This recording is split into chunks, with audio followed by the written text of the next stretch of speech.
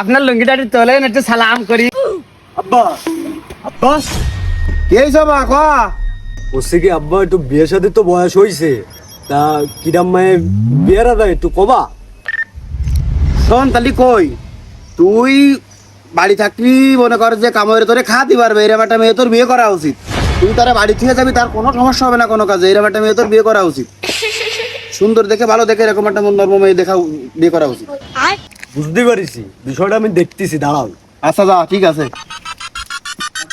3 days later. আব্বা আব্বা, বৌমানি আইছি কই? এই তো আমি আসতেছি। এ আরে সালাম করো না কেন? সালাম করো।